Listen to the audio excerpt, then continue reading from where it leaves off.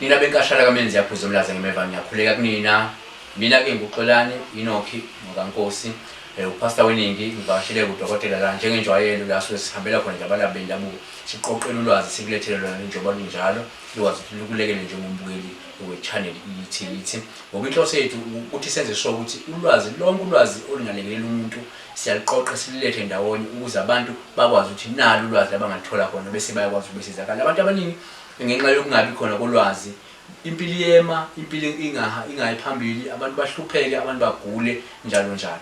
Dokotela Sibingile. Ngiyabonga kakhulu Mthazoma. Siphela uDokotela Umlondi wakaDlamini inyanga yabantu umuntu nje osemkantibovu ngamakhambi esintu othi masimbuza la akwazi ukuthi esiphendule esicacisele lezi zinto. Dokotela ngifuna namhlanje silekelele lapha umuntu ngodaba olithinta izizwe noma amabutho. Ungaqale ucacise yini izizwe noma amabutho. Okay, ngibonga kakhulu Mthazoma. Izizwe namabutho futhi ngathini asenguhlanganise konke nje ngithi kahle bathi mafufonyana izilwane izilwane straight nje amabutho bese kushana ukuthi igama umuntu ulibiza kanjani uyabona nazo izilwane nje kusubeka izilwane kuyenzeka yini ngoba siyazi la indlela zokushaya uzokuphonsa umuntu ngezilwane alizehlukahlukene abanye ngathi bakuphonsa nangefoni bese sifoni usho ukuthi i-technology sinyuka kakhulu nangaliya emakhambini esintu noma kubala bendabuko la kodwa labo bagangagangayo kuphela ngoba bakwazi ukuphonsa ngefoni. So uma umuntu kungenzeka manje bamphonse ngezilwane isayida basebenzisa ifoni noma bamphonse nje ngale ndlela bamphonse ngayo kungamlimaza kanjani umuntu onezilwane nje.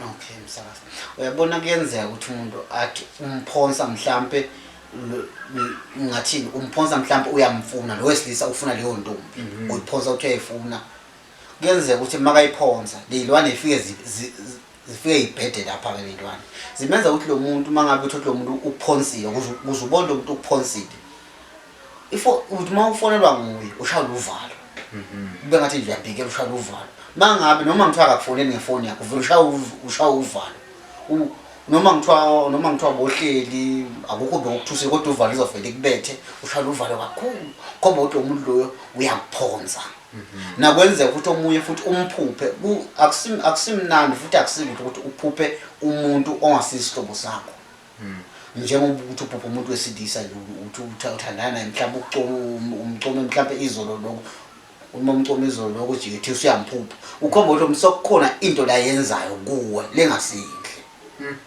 So uma ngenzeka ngaphandle ukuthi umuntu umphonsa ngoba ufuna nithandana mhlawumbe uyamphonsa uyamganga lokho kungakulimaza kangakanani?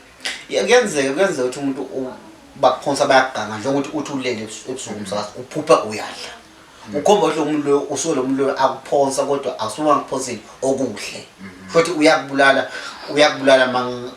lento ayenza ngoba uza kuphonsa emvoni bese lento kusasa yakhona seyagcina seyagulisa seyiba yimbi uthi ulele ebusuku uphupha uyadla konke lokho akusiyo right. So umuntu uyakwazi ukuthi uma nguthi usephonsiwe either ngefoni noma uphonsiwe nje bukhoma nje abaphonsiwe ngayo niyakwazi yini ukukhipha leyo moya emibi niyakwazi ukumlapha? Msakazi siyakhona ukuthi semlaphe lo muntu loyo ngoba vele wazi nalezo izilwane suke zichamuka emntwini wesinto futhi umunye umelaphi wendabuko. So uthatha isikhathi singakanani ukuthi niyikhiphe lelwane nomuntu osuke ephonswa lelwane aqala azizwa ayisengcono? Kuyashiyana msakazi lelwane zingena endlelani kuyenzeka ukuthi umuntu bamdlisile bamphonsile bamphonsa zafike lelwane zakhela ngaphansi zaphenduka izidliso so lo muntu mangabe athole mhlambe leyo mbiza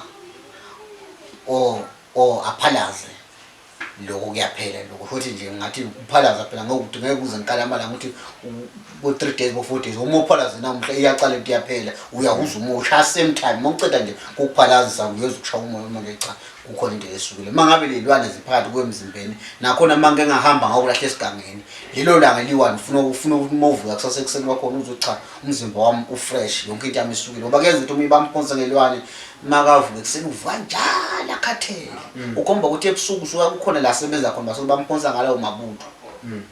So niyakwazi ukuthi umuntu ke mhlalele imvala ke manje lamabutho angasabuyi kuya athi noma bamphinda manje lento ingasakwazi ukumhlala kumbamba attack. Kuyenzeka lokho msakazi kusho ukuthi sokufana nokuthi kufana ukuthi umuntu uyamqupha kusho kuthiwa uyamqupha kumgcinisa lokho ukuthi noma ngithiwa ugadlwa ngibani sitha or ngibani mathi uyamphonsa lo muntu kuvele kujiye kubile kuye ngqo.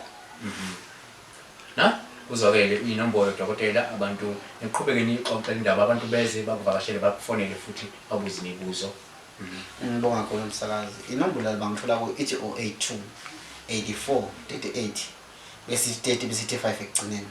Kanike ngiyangithola naka WhatsApp ngikhona naka Facebook Mothe Mlondi bese uthi Uganda uzangithola ngihlala eMpumalanga ePiet Retief ePola Park.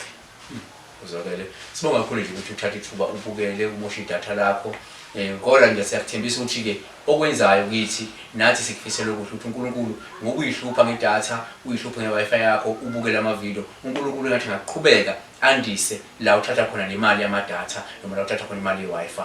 God bless you.